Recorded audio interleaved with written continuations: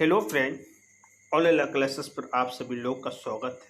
दोस्तों, मैं आज एक बार फिर मैं लक्ष्मीकांत पोएट्री सीरीज पर आप लोगों के साथ मैं आपकी खिदमत में हाजिर हूँ, एडवोकेट मोहम्मद मुकी। दोस्तों, आपसे दरख्वास्त है कि अभी तक जो हमारे चैनल है, अभी तक आपने सब्सक्राइब नहीं किया है तो हमारे चैनल को सब्सक्राइब कर लें। बेल आइकन घंटे प्रेस करने पर मैं कोई भी वीडियो डालूंगा उसकी नोटिफिकेशन आपको प्राप्त हो जाएगी। मैं ज़्यादा टॉपिक पर बहुत डिटेल चर्चा करने वाला हूँ। अभी तक जो मैंने चर्चा किया है और मैंने सिटीजनशिप पर चर्चा किया है, अब मैं जो बात करता हूँ फंडामेंटल राइट की बात करता हूँ, जो हर नागरिक को या गैर नागरिक को जानना बहुत ज़रूरी है। ये खासकर लाभ विद्यार्थी नहीं, जो समान वर्ग के लोग हैं या समान व्यक्ति हैं, उनके लिए बहुत अति आवश्यक है ये जानने के लिए उनके क्या अधिकार हैं, क्या हुकूक हैं, उनको संविधान ने क्या क्या राइट्स दिए हैं, उसे जानना बहुत ही ज़रूरी है और वेरी वेरी इम्पोर्टेंस है। और मैं इस पर चर्चा करने वाला हूँ, आपके सामने है। चाहे मैं कोशिश करूँगा हर चीज़ को समराइज़ करके, लेकिन आप लोग दोस्तों में एक अच्छी पढ़ाई होती है, जो पूरी डिटेल पढ़ाई होती है, उसे समझने की ज़रूरत होती है। तो मैं आप लोगों से एक ही दरख्वास्त करना चाहता हूँ कि ज़रा पेशेंस रखना पड़ेगा, बहुत समय देना पड़ेगा। मेरे साथ जो है, मैं स्लो मोशन हूँ, फास्ट मोशन नहीं हूँ, मैं स्लो मोशन के तरीके से चलता हूँ। इसी जो है आप तक जो मेरे खामियां हैं, मेरे सब्सक्राइब कम है, यही बड़ा इम्पोर्टेंट इशू होता है। तो मैं बात करता हूँ फंडामेंटल राइट्स, यानी कि ये राइट्स किसकी बात करता है? ये मूल अधिकार की बात करता है। किसकी मूल अधिकार की? यहाँ सिटीजन की बात करता है और किसकी बात करता है? और गैर सिटीजन्स की बात करता है। तो मैं अब इसमें देखिए क्या कहता है संविधान के भाग 3 में, किसमें? पार्ट 3 में बात करता है अनुच्छेद 12 से 35 तक। आपको याद रखना है किस आर्टिकल में? 12 से लेकर 35 तक मूल अधिकारों का विवरण है। मूल अधिकारों का विवरण कहाँ है? भारतीय संविधान के पार्ट 3 में अनुच्छेद 12 से 35 तक ये संपूर्ण विवरण वहीं दिया गया है। इस संबंध में संविधान निर्माता अमेरिका संविधान यानी अधिकार के विधेयक से प्रभावित है। जो अमेरिका का संविधान है, अमेरिका से लिया गया फंडामेंटल राइट से, ये जो है इन फुलनेस है, इफेक्टिव है। अब बात करते हैं संविधान के भाग 3 में भारत का मैग्ना कार्टा की संज्ञा दी गई। भाग 3 जो है किसकी संज्ञा दी गई? मैग्ना कार्टा 1215 जो है ब्रिटेन की संज्ञा दी गई, जो सर्वथा उचित भी है। उन्होंने कहा कि सर्वथा उचित है। इसमें एक लंबी एवं विस्तृत सूची में नियोजित मूल अधिकारों का उल्लेख किया गया है। वास्तव में मूल अधिकारों के संबंध में जितना विस्तृत विवरण हमारे संविधान में प्राप्त होता है, उतना विश्व के किसी भी देश में नहीं मिलता। यानी जितने भी विवरण और विस्तृत से हमारे भारतीय संविधान में जो है मिलता है, विश्व के किसी भी संविधान में ऐसी बातें नहीं मिलता है। और वो मिलता है चाहे वो अमेरिका ही क्यों ना हो, चाहे वो यूएसए क्यों ना हो, लेकिन मेरे इतना सुंदर संविधान का जितना पूरा विस्तृत से विवरण सिर्फ भारत के संविधान में मिलता है। इसलिए भारत का संविधान सबसे लंबा और सबसे विस्तृत संविधान कहा जाता है और सबसे सुंदर और सबसे अच्छा संविधान भारत का संविधान माना गया है। संविधान द्वारा बिना किसी भेदभाव के हर व्यक्ति के मूल अधिकारों के संबंध में गारंटी दी गई है। यानी संविधान द्वारा किसी भेदभाव के हर व्यक्ति के लिए मूल अधिकारों संबंध में गारंटी दी गई है। इनमें प्रत्येक व्यक्ति के लिए समानता, समान राष्ट्रीय हित और राष्ट्रीयता एकता को समाहित किया गया है। यानी कहा गया है कि इसमें जो है राष्ट्रीय सम्मान है, समानता है, राष्ट्रीय हित और राष्ट्रीय एकता को जो है समाहित किया गया है। संविधान किसी के साथ भेदभाव नहीं करती है, हर व्यक्ति को अधिकार की गारंटी देती है। और इसमें जो है इक्वलिटी, राष्ट्रीय हित, राष्ट्रीय एकता को जो है शामिल किया गया है। मूल अधिकारों का तात्पर्य राजनीतिक लोकतंत्र के आदर्शों की उन्नति से, यानी मूल अधिकार का अभिप्राय है राजनीतिक लोकतंत्र के आदर्शों की उन्नति से है। ये अधिकार देश में व्यवस्था बनाए रखने एवं राज्य के कठोर नियमों के खिलाफ नागरिकों की आज़ादी की सुरक्षा करता है। यानी राज्य की जो अगर कठोर कानून बनाया जाता है उस कठोर कानून की आज़ादी की क्या है, मूलाधिकार रक्षा करता है। ये विधानमंडल के कानूनों को क्रियान्वित कर तानाशाही को मर्यादित करता है। यानी अगर कोई विधानमंडल का कोई कानून जो ऐसा पारित करता है, वो कानून जो है फंडामेंटल राइट यानी पार्ट 3 के अगेंस्ट तो उसे असंवैधानिक यानी अनकॉन्स्टिट्यूशनल डिक्लेयर कर दिया जाता है। संक्षेप में इनके प्रावधानों का उद्देश्य कानून की सरकार बनाना, न कि व्यक्तियों की, यानी कानून की सरकार बनाना, न कि व्यक्तियों की। अब बात करते हैं मूल अधिकारों का नाम इसलिए दिया गया है क्योंकि क्योंकि इसे संविधान द्वारा गारंटी और सुरक्षा प्रदान की गई है। अब देखिए, जो राष्ट्र कानून के सिद्धांत हैं, क्या है, जो राष्ट्र कानून के सिद्धांत हैं, ये मूल इसलिए क्योंकि ये व्यक्ति के चौमुखी विकास, भौतिकी, बौद्धिक, नैतिक एवं आध्यात्मिक के लिए आवश्यक है। मूल रूप से संविधान में 7 मूल अधिकार प्रदान किए गए हैं। कितने प्रदान किए गए हैं? 7 प्रदान किए गए हैं। यानी पहला क्या है, समानता का अधिकार, अनुच्छेद 14 से 18, यानी राइट टू इक्वलिटी जो है आर्टिकल 14 से 18 तक। यानी स्वतंत्रता का अधिकार यानी राइट टू लिबर्टी, आर्टिकल 19 से 1922। और उसके बाद में एक्सप्लोशन के अगेंस्ट राइट्स जो है शोषण के विरुद्ध अधिकार है, तो अनुच्छेद 23 से 24 है। और उसके बाद में कहा कि धर्म की स्वतंत्रता का अधिकार जो है 25 से 28 है। संस्कृति और शिक्षा संबंधी अधिकार है 29 से लेकर 30 तक है। संपत्ति का अधिकार अनुच्छेद 31 है, अब ये जो है हटा दिया गया है। संवैधानिक उपचारों का अधिकार अनुच्छेद 32 है। क्या है? अनुच्छेद 32 है। ये मोटे मोटे तौर पर आपको बताया गया है। हालांकि संपत्ति का अधिकार जो है 44वें संविधान अधिनियम 1978 द्वारा मूल अधिकारों की सूची से क्या है, इसे हटा दिया गया है। किस संविधान से हटाया गया है? संविधान संशोधन 44वें संविधान संशोधन द्वारा, यानी राइट टू प्रॉपर्टी को जो है वो हटा दिया गया है। इसे संविधान के भाग 9 के अनुच्छेद 300A में के तहत जो है कानूनी अधिकार, अनुच्छेद जो है 12 के अनुच्छेद 301 के तहत जो है कानूनी अधिकार बढ़ा दिया गया है। इसे इस तरह के फिलहाल 6 मूल अधिकार इस समय मौजूद हैं। प्रेजेंट टाइम कितने मूल अधिकार है? 6 मूल अधिकार मौजूद है। अब मूल अधिकार की विशेषताएं क्या हैं? जो मूल अधिकार है उसकी विशेषताएं क्या हैं? तो मूल अधिकार को संविधान में निम्नलिखित विशेषताएं के साथ साथ सुनिश्चित किया गया है। यानी मूल अधिकार को संविधान में निम्नलिखित विशेषताएं के साथ साथ जो है सुनिश्चित किया गया है। अब क्या किया गया है? पहला क्या कहता है? फर्स्ट कहता है उनमें से कुछ सिर्फ नागरिकों के लिए उपलब्ध है, कुछ है जो मूल अधिकार है सिर्फ नागरिकों के लिए उपलब्ध है, जबकि कुछ अन्य सभी व्यक्तियों के लिए उपलब्ध है, चाहे वो नागरिक के, विदेशी लोगों के लिए या कानून व्यक्ति जैसे भी परिषद या कंपनी हो। यानी कुछ जो फंडामेंटल राइट है केवल जो सिटीजन्स को प्राप्त है, कुछ या जो है कुछ फंडामेंटल राइट है जो सभी को प्राप्त है, चाहे वो निगम हो या विदेशी हो। दूसरी बात कहता है ये असीमित नहीं है। ये क्या है? असीमित नहीं लेकिन वाद योग्य होते हैं। असीमित नहीं है लेकिन जो है ये वाद योग्य होती है, यानी सुप्रीम कोर्ट में या हाई कोर्ट में जो है आप अपने फंडामेंटल राइट को इन्फोर्स करवा सकते हैं। राज्य उन पर युक्त प्रतिबंधन लगा सकती है। जो स्टेट है उस पर क्या है, रिटेशन के तौर पर जो है क्या प्रतिबंध लगा सकता है। हालांकि ये कारण उचित है या नहीं इसका निर्णय अदालत करती है। अगर राज्य स्टेट जो है अगर आपके फंडामेंटल राइट पर रिस्ट्रिक्शन लगाती है तो ये जांच का विषय है, और ये जांच कौन करेगा? अदालत करेगा, यानी कोर्ट करेगा। ठीक है। इस तरह से ये व्यक्तिगत अधिकारों और पूरे समाज के बीच संतुलन कायम करता है। यानी जो ये इस तरह के जो पर्सनल राइट्स हैं ये पूरे सोशल के बीच जो है यानी चेक एंड बैलेंस का जो है काम करता है।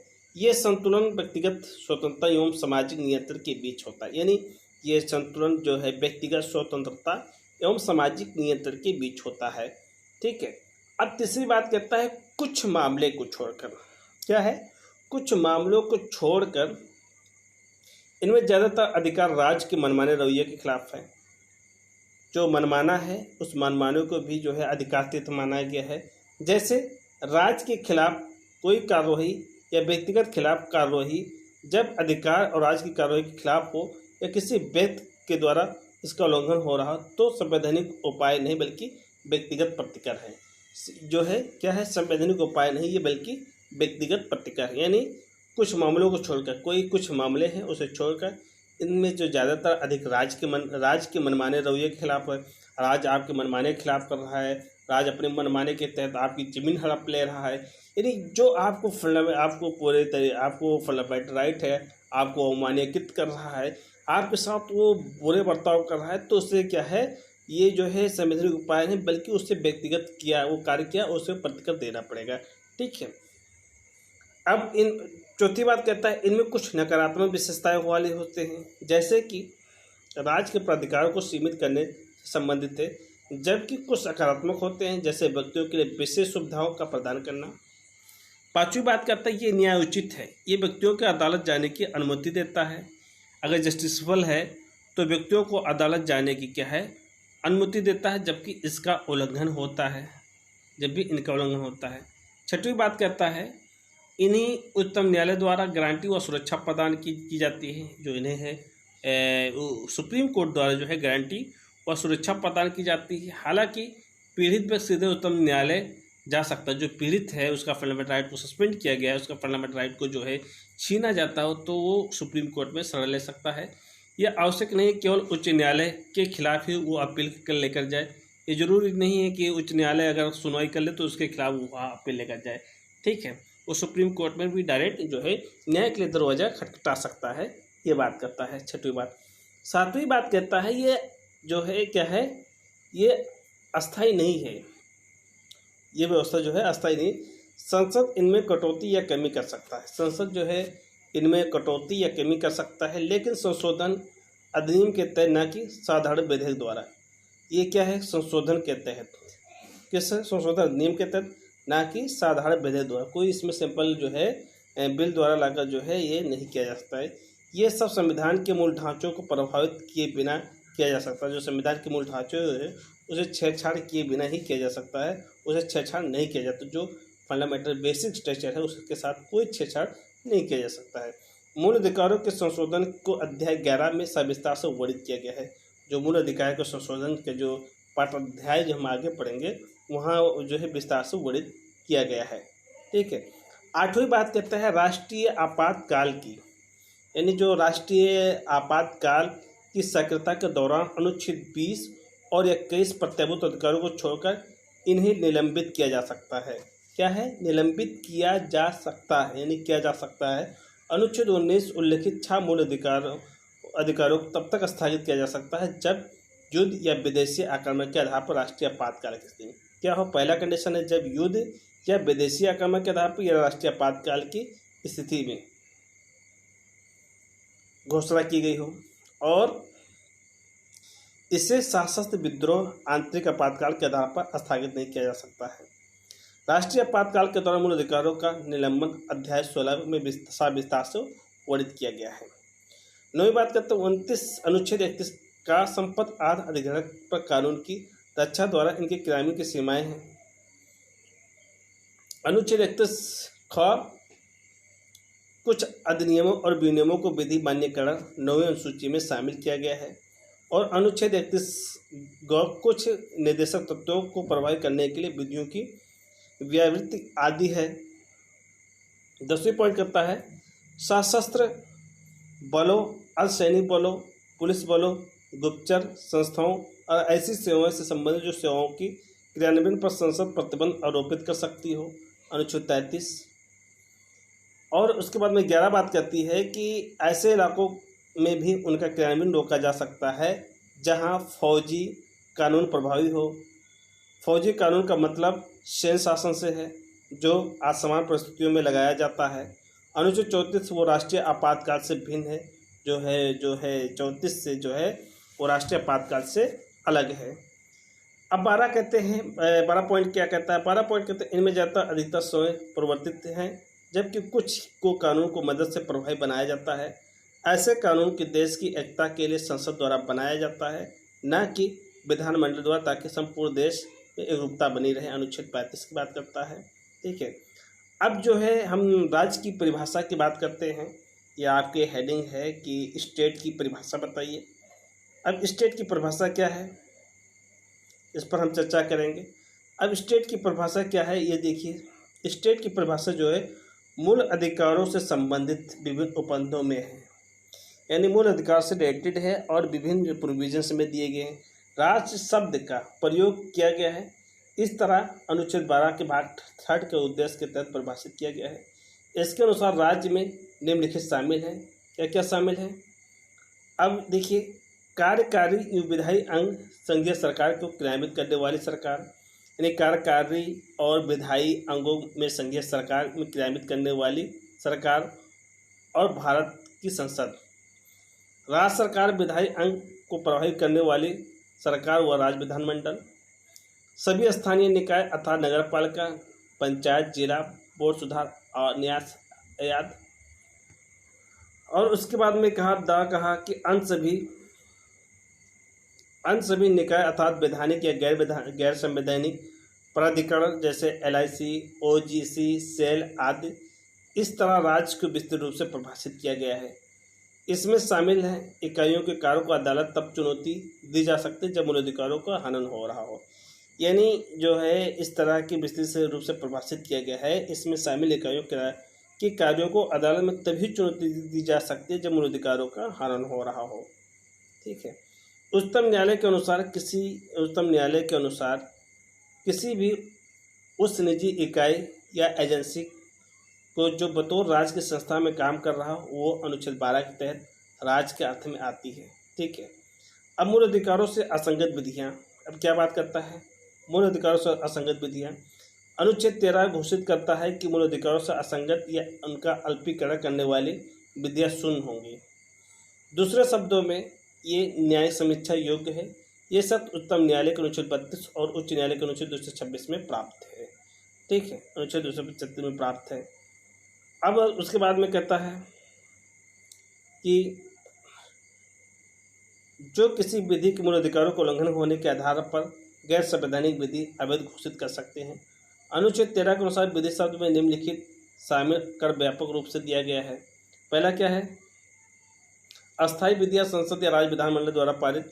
अस्थायी विधियां जैसे राज्यपाल और राष्ट्रपति द्वारा जारी अध्यादेश, प्रत्योजित विधान, कार्यपालिका विधान की प्रकृति के रूप में संवैधानिक साधन जैसे अध्यादेश, आदेश, उपविधि, नियम, विनियम आदि सूचना।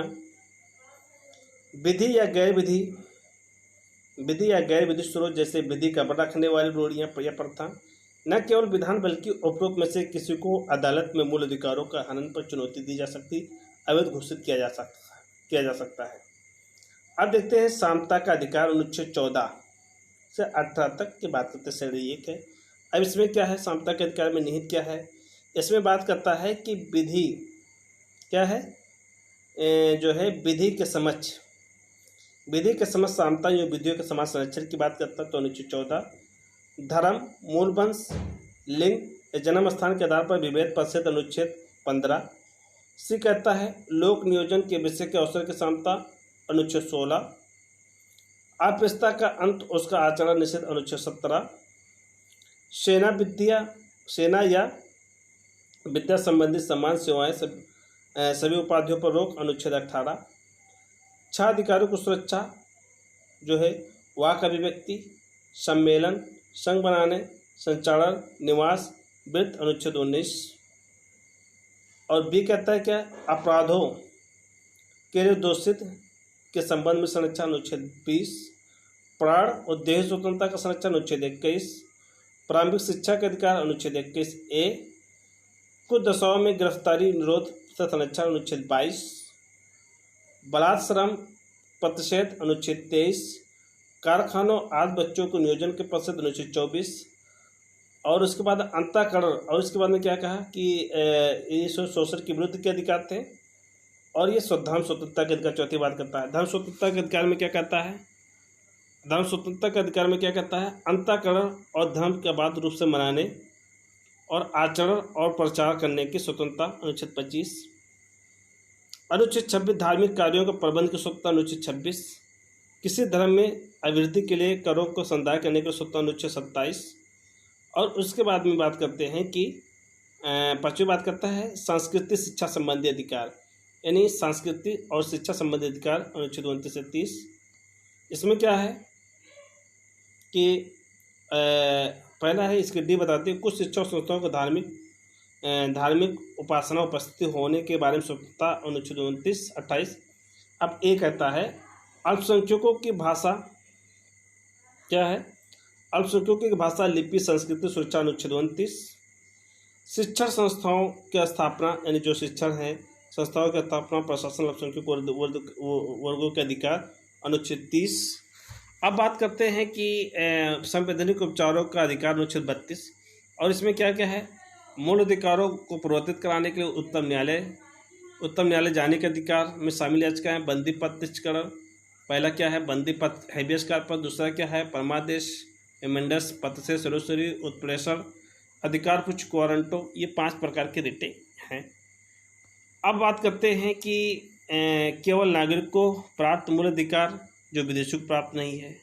अब केवल जो भारतीय नागरिक को प्राप्त हो विदेशी को नहीं है, यानी जो है केवल जो है धर्म, मूलबंध, जात, लिंग या जन्म स्थान के आधार पर विभेद परिषद अनुच्छेद 15 ये भी नागरिक को प्राप्त है।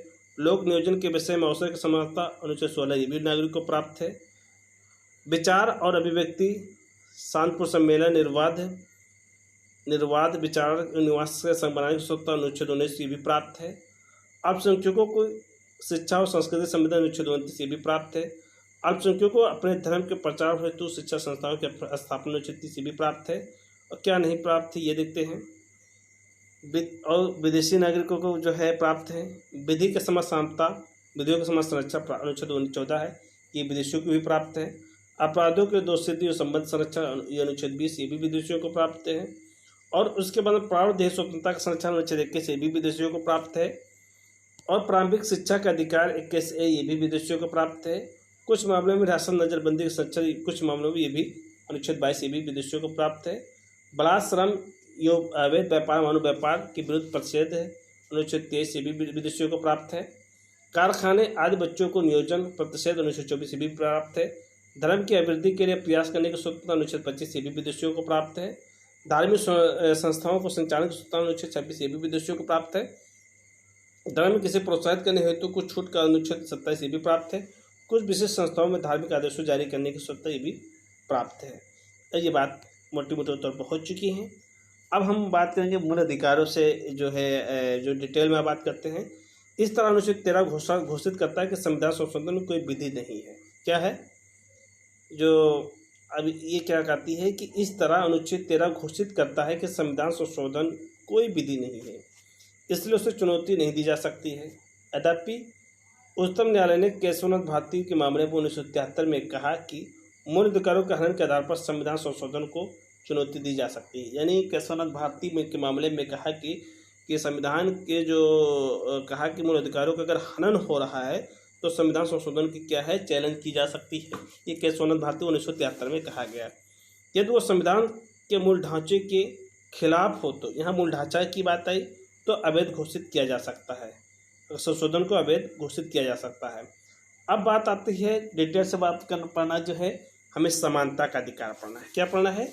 समानता का अधिकार पढ़ना है, यानी राइट टू इक्वलिटी पढ़ना है। ठीक है। अब बात करते हैं विधि के समक्ष समता और विधि के समान संरक्षण। 2 वर्ड है। क्या वर्ड है? 2 शब्द चुन के आते हैं। एक बात करता है विधि के समक्ष समता की बात करता है और दूसरी बात करता है विधि के समक्ष जो है संरक्षण की बात करता है। 2 वर्ड देखिएगा। अब इसमें ध्यान से देखिएगा। अनुच्छेद 14 में कहा गया है कि भारत के राज्य क्षेत्र में किसी व्यक्ति को विधि के समक्ष समता या विधि के समान संरक्षण से वंचित नहीं करेगा। क्या नहीं करेगा?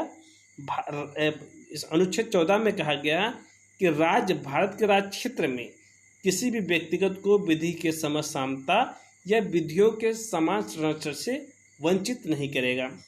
प्रत्येक व्यक्ति चाहे वो नागरिक हो या विदेशी हो, सब पर यह अधिकार हो लागू होगा। इसके अतिरिक्त व्यक्त शब्द में विधिक व्यक्ति अर्थात संवैधानिक निगम, कंपनी, पंजीकृत समितियां या किसी भी अन्य तरह की विधिक व्यक्ति भी सम्मिलित हैं। अब उसके बाद में कहा कि विधि के समझ सामता, एक वर्ड आ रहा है, विधि के समझ सामता का विचार ब्रिटिश मूल का है। ये जो इसका विचार है वो ब्रिटिश मूल का है, जबकि विधियों के समझ संरक्षण को अमेरिका के संविधान से लिया गया। कहाँ से लिया गया है? अमेरिका के संविधान से लिया गया है। पहले संदर्भ में शामिल यह है किसी व्यक्ति के पक्ष में विशिष्ट विशेषाधिकार को अनुपस्थित में भी कहता है साधारण विधि या साधारण विधि न्यायालय के तहत सभी व्यक्तियों को समान व्यवहार। सा कहता है कोई व्यक्ति अमीर या गरीब हो, कोई व्यक्ति अमीर या गरीब हो, ऊंचा नीचा अधिकारी हो या गैर अधिकारी विधि के ऊपर नहीं है। दूसरे संदर्भ में नहीं था। आ कहता है विधि द्वारा प्रदत्त विशेषाधिकार और अधिरोपित दायित्वों को समान परिस्थितियों के अंतर्गत व्यवहार क्षमता। और बा कहता है समान विधि के अंतर्गत सभी व्यक्तियों के लिए समान नियम है। और सा कहता है बिना भेदभाव के समान के साथ समान व्यवहार होना चाहिए। इस तरह पहला नकारात्मक संदर्भ है, जबकि दूसरा सकारात्मक।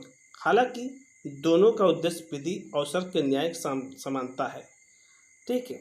उच्चतम न्यायालय ने ये व्यवस्था जो है, उच्चतम न्यायालय ने व्यवस्था दी कि जहां समान एवं असमान के बीच अलग अलग व्यवहार होते हैं, अनुच्छेद 14 लागू नहीं होता है। यानी उच्चतम न्यायालय ने ये व्यवस्था दी कि जहां जो है समान एवं असमान के बीच अलग अलग व्यवहार होता है, वहां अनुच्छेद 14 लागू नहीं होती है। यद्यपि अनुच्छेद 14 के सभी विधान की अस्वीकृति है। ये विधि द्वारा व्यक्तियों को वस्तुओं को लेने देने के तत्संगत वर्गीकरण को स्वीकृत करता है, लेकिन वर्गीकरण विवेक शून्य और बनावटी नहीं होना चाहिए, बल्कि विवेकपूर्ण सत्य से पृथक होना चाहिए। अब बात करता है कि विधि का शासन यानी rule of law. Rule of law British न्यायवादी A.B. डायसी का मानना है कि विधि के समझ सामता का विचार विधि शासन सिद्धांत का मूल तत्व है। इस संबंध में उन्हें 3 अवधारणा प्रस्तुत की है। पहला क्या है? इसमें कहा इच्छाधीन शक्तियों के अनुपस्थिति में अर्थात किसी भी व्यक्ति को विधि का उल्लंघन के सिवाय दंडित नहीं किया जाएगा। यानी इच्छाधीन शक्तियों के अनुपस्थिति में किसी भी व्यक्ति को विधि के उल्लंघन के सिवाय, जो विधि का अगर उल्लंघन नहीं कर रहा है तो उसे दंडित नहीं किया जा सकता है। दूसरी बात कहते हैं विधि के समझ सामता अत्यावश्यक है। यानी विधि के समान जो है, विधि का समझ जो है सभी को जो है समान होना चाहिए। कोई भी व्यक्ति अमीर हो, गरीब हो, ऊंचा नीचा, अधिकारी गैर अधिकारी कानून के ऊपर नहीं है। और तीसरी बात कहते हैं कि व्यक्तिगत अधिकारों जो है, व्यक्तिगत अधिकारों की जो प्रमुखता, व्यक्तिगत अधिकारों की प्रमुखता था संविधान व्यक्तिगत अधिकारों का परिणाम है, जैसा कि न्यायालय द्वारा इसे परिभाषित और लागू किया जाता है, न कि संविधान व्यक्तिगत अधिकारों का स्रोत है। पहले एक दूसरे कारक ही भारतीय व्यवस्था को लागू हो सकते हैं, तीसरा नहीं। भारतीय व्यवस्था में संविधान ही भारतीय व्यक्तिगत अधिकार का स्रोत है। सर्वोच्च न्यायालय का मानना है कि अनुच्छेद 14 के अंतर्गत क्या है? अनुच्छेद 14 के अंतर्गत उल्लिखित विधि शासन ही संविधान मूलभूत का तत्व है, इसलिए इसी तरह भी यहाँ तक कि संशोधन द्वारा समाप्त नहीं किया जा सकता है। अब यह समता का अपवाद देखिए, समता का भी अपवाद भी है, ध्यान से देखिएगा। इसमें का विधि के समझ समता का नियम पूर्ण नहीं तथा इसके लिए कोई संवैधानिक निषेध एवं अनअपवाद है। इनका वर्णन इस प्रकार है। क्या है अपवाद में? भारत के राष्ट्रपति और राज्यपाल निम्न शक्तियाँ प्राप्त हैं, जो उन्हें 361 के तहत जो है ने स्पेशल प्रिविलेज मिलते हैं। आर्टिकल 361 के तहत राष्ट्रपति या राज्यपाल अपने कार्यकाल किए गए किसी कार्य के या लिए गए किसी निर्णय के पत्र देश या किसी भी न्यायालय में क्या होगा? जवाबदेही नहीं होगा। इनको जो है स्पेशल प्रिविलेज दिया गया कि राष्ट्रपति या राज्यपाल अपने कार्यकाल में किए गए किसी कार्य के लिए किए गए किसी निर्णय के पद जो है देश के किसी भी न्यायालय में क्या जवाबदेही नहीं होगा। दूसरी बात कहता है कि राष्ट्रपति या राज्यपाल के विरुद्ध उसकी पदावधि के दौरान किसी भी न्यायालय में किसी भी प्रकार की दंडिक कार्रवाई प्रारंभ या चालू नहीं रखा जाएगा। यानी राष्ट्रपति या राज्यपाल के विरुद्ध उसकी पदावधि के दौरान किसी भी न्यायालय में किसी भी प्रकार जो है क्या है दंडिक कार्रवाई प्रारंभ चालू नहीं रखा जाएगा। राष्ट्रपति या राज्यपाल पदावधि के दौरान उसकी गिरफ्तारी या कारावास के लिए किसी भी न्यायालय में कोई प्रक्रिया प्रारंभ नहीं की जा सकती है। ये थर्ड बात कहता है, ठीक है। और उसके बाद फोर्थ बात कहता है कि राष्ट्रपति या राज्यपाल उनके कार्यकाल के दौरान व्यक्तिगत सामर्थ्य से किए गए किसी भी कार्य के लिए किसी भी न्यायालय में दीवानी मुकदमा नहीं चलाया जा सकता है। हाँ, यदि इस प्रकार का कोई मुकदमा चलाया जाता है तो उन्हें उसकी सूचना देने 2 माह बाद ही इसे किया जा सकता है। 2 माह पहले इसको सूचना दिया जाए तो उसके बाद में उनके पास सिविल मुकदमा जो है चलाया जा सकता है। दूसरी बात कहता है कि कोई भी व्यक्ति संसद के या राज्य विधानसभा के दोनों सदनों में या दोनों सदनों में किसी भी एक सदस्य एक की सत्य कार्रवाई से संबंधित विषय वस्तु के प्रकाशन समाचार पत्र या रेडियो या टेलीविजन में करता है तो उस पर भी किसी प्रकार की दीवानी या फौजदारी का मुकदमा देश के किसी भी न्यायालय में नहीं चलाया जा सकेगा। अनुच्छेद 361 के उनको भी प्रिविलेज प्राप्त है। संसद में या उसके किसी भी सीमित में संसद किसी सदस्य द्वारा कही गई या किसी बात द्वारा दी गई किसी मत के संबंध में उसके विरुद्ध किसी न्यायालय में कोई कार्रवाई नहीं की जाएगी। अनुच्छेद 105 में बताया गया है, प्रिविलेज बताया गया है। राज्य विधानमंडल जो है, राज्य विधानमंडल में या उसकी किसी सीमित में विधानमंडल के किसी सदस्य द्वारा कही गई या किसी बात को या दिए गए किसी मत के संबंध में उसके विरुद्ध न्यायालय में कोई कार्रवाई नहीं की जाएगी। अनुच्छेद 194। अब एक बात है, 25 बात कहता है अनुच्छेद 31C का अनुच्छेद 14 का अपवाद है। इसके अनुसार किसी राज्य विधानमंडल द्वारा नीति निर्देशक तत्वों का क्रियान्वयन के संबंध में यदि कोई नियम बनाया जाता है जिसमें अनुच्छेद 39 के उपधारा ख के उपधारा ग का समावेश है तो इस आधार पर चुनौती नहीं दी जा सकती है कि वो अनुच्छेद 14 का उल्लंघन के अदा करते हैं। इसके बारे में सर्वोच्च न्यायालय का कहना है जहाँ अनुच्छेद 31 ग आता है वहाँ अनुच्छेद 14 का चला जाता है। अगर अनुच्छेद 31 ग आता है तो वहाँ अनुच्छेद 14 चला जाता है। अब 6वीं बात कहता है विदेशी संप्रभु यानी शासक राज्य जो राजदूत या कूटनीतिक व्यक्ति की दीवानी एवं फौजदारी मुकदमे से मुक्त होंगे। 7वीं बात कहता है संयुक्त राष्ट्र संघ एवं उनकी एजेंसी भी कूटनीतिक मुक्त प्राप्त होंगे। अब बताते हैं कुछ इसकी बातें हम जो है कल बताएंगे। अनुच्छेद 15 पर चर्चा करेंगे यानी कुछ आधारों पर विभेद का प्रतिषेध। ये अनुच्छेद 15 पर जो है हम कल चर्चा करेंगे। एवरीवन हमारे साथ बने रहे, पूरे सेशन देखिए, आप एंजॉय लीजिए। थैंक यू, धन्यवाद।